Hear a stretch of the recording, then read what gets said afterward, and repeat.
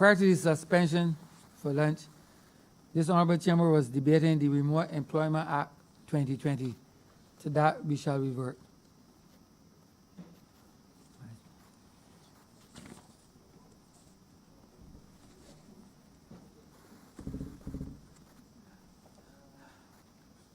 Honorable Member for St. James Central. Thank you very much, Mr. Speaker, sir. Mr. Speaker, I rise to make a very brief contribution to this debate. I think that the Honorable Prime Minister who piloted this bill has done so very fulsomely and appropriately. I believe, sir, that the point of departure probably, from my perspective, ought to be that we are faced with some realities with regard to where the tourism sector is in the immediate aftermath. I say aftermath, but we are still obviously confronting the COVID-19 assault on the country. But in the aftermath of the reopening exercise. And it is perhaps useful to remind this House that the financing of not only the Barbados Tourism Marketing Incorporated, but also the philosophical thinking of the government from as far back as June, I believe it was either the 11th or 12th, in a budget that was presented some 3 weeks after we became the government.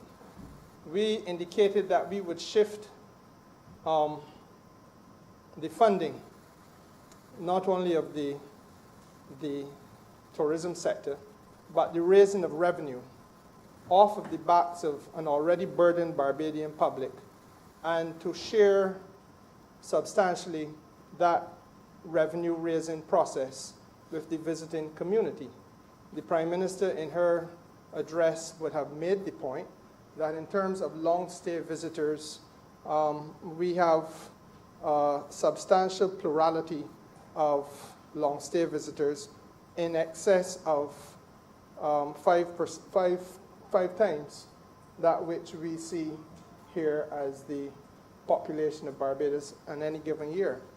And the reality is, Mr. Speaker, that the funding of the BTMI and obviously the revenue-raising potential of the government was substantially therefore shifted onto a series of new taxes, the airport departure tax, the hotel room rate levy, the direct tourism services levy. And these mechanisms, sir, were used in order to be able to bring revenue to bear to do a number of fundamental things for the country. Now, obviously, they were premised on people being in the hotel rooms. If you don't have any people in the hotel room, then it is pointless having a hotel room rate levy, because you're not getting the level of occupancy that one would have imagined at the point of the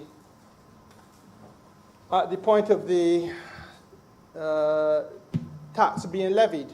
The same principle applies with respect, sir, to the airport departure tax. You do not have the footfall through the airport as a result of the obvious substantial diminution of traffic in the aftermath of cessation of international flights globally, and therefore you're not going to get that revenue-raising opportunity. Same thing with the direct tourism services levy, because most of the attractions against which that levy would have been raised are still either closed or in the early stages of reopening. And therefore, sir, the revenue that it takes to run the country becomes an issue. Now, I think that I want to begin there because it is very important for us to get a few things right, and this is perhaps an excellent opportunity to do that. I have said repeatedly in this House, well, in this Parliament, not in this House because physically we are located elsewhere to where I said it before, but that the issue for us, unfortunately, has become for a long time a repetitive story about numbers. How many arrivals came from which jurisdiction? How many arrivals came from this source market or the next source market? And that really is a mistaken type of approach to the calculation of the advantages and benefits of this critical sector that we call the tourism sector, because, sir, really it is not necessarily only about numbers arriving, but rather it is about the spend, the dollar spend, that which the country benefits from most is not just people having come here, but rather the amount of activity commercially that they have generated while they are here.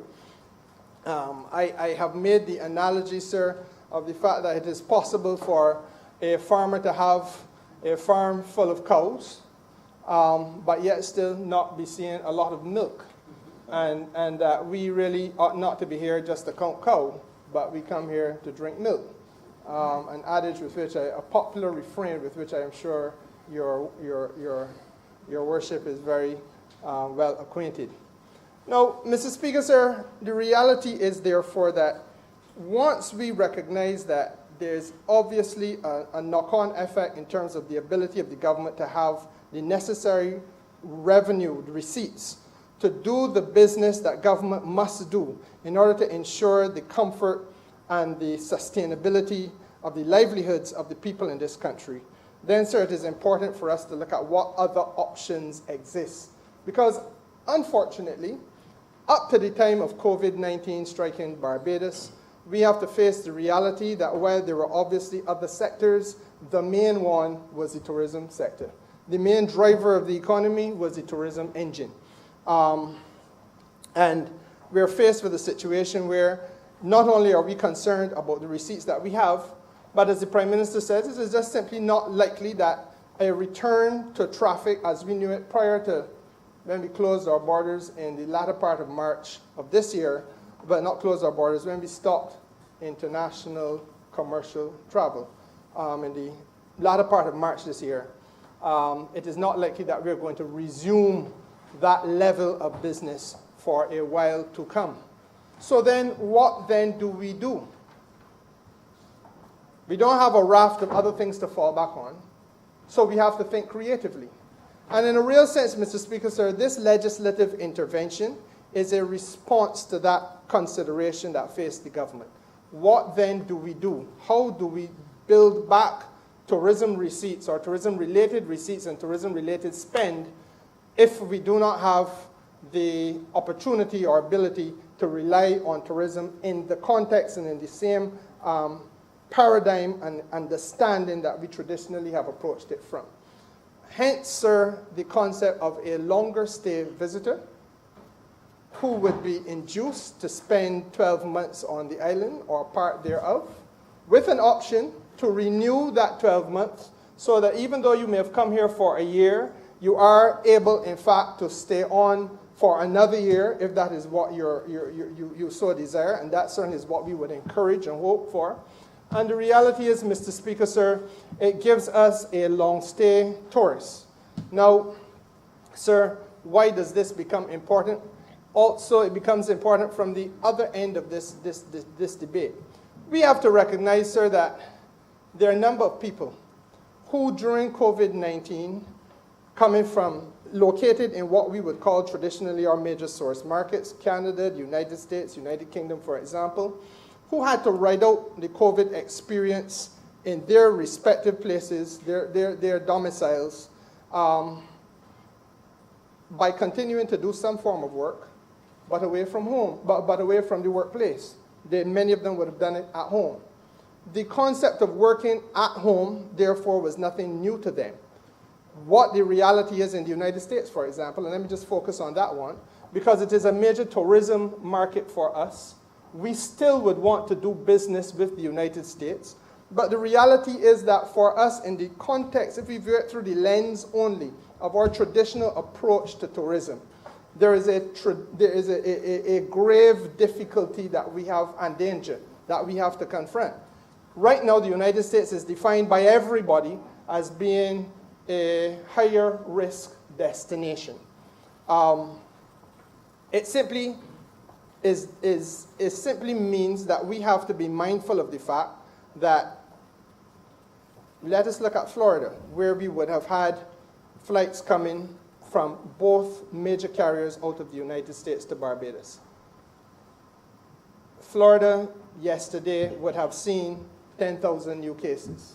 There was a time during the course of last week where on 3 occasions they exceeded 13 or 14,000 new cases. At one point it was 15 or 16,000 new cases a day. This has been a pattern in Florida now for the last few weeks.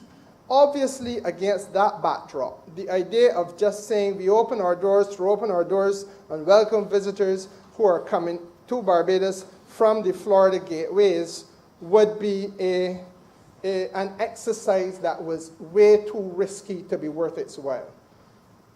Equally, Mr. Speaker, sir, there's fluidity of movement across continental United States, and the reality for us is that we have to factor into the equation that the numbers of new COVID cases on any given day right now exceeds 60,000 people in the United States coming down with this disease.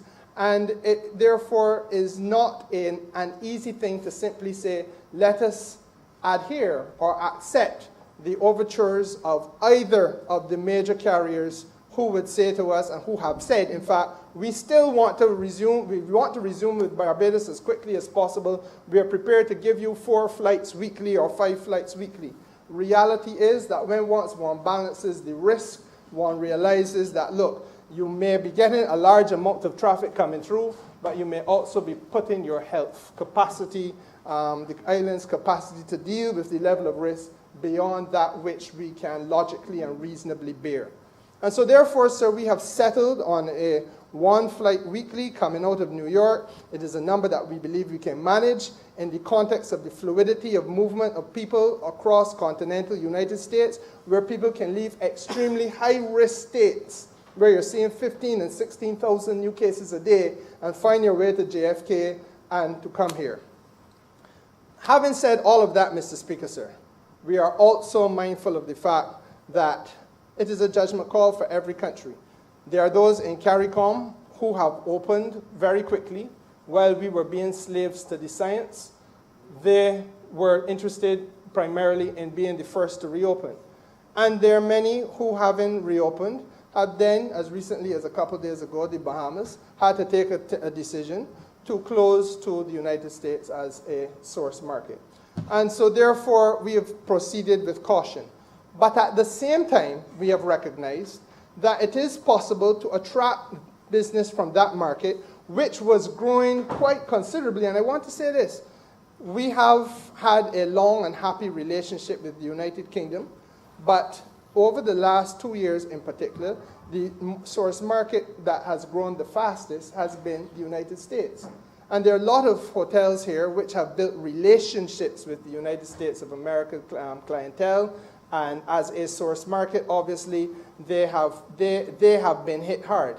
How then do we try to reopen to business while bearing in mind the obvious degree of difficulty and, yes, risk, and some would even say danger, while you look at that particular source market? As I say, sir, we have to be slaves to the science. And it would seem entirely logical, therefore, that an approach which says, come to Barbados, enjoy all of the things that we previously marketed Barbados on, all the bases that we've marketed Barbados on, the safety of the country, the friendliness and warmth of the people, the wonderful experiences and attractions that the country has on offer. But above and beyond that, you go a next stage and say, but do so on a long-term basis, where you can continue to work, whether you are at Citibank or Citicorp or whatever institution exists in the United States of America. We say, come here, operate from this remote location, do whatever you have to do, because we have the exceptionally high level of internet connectivity.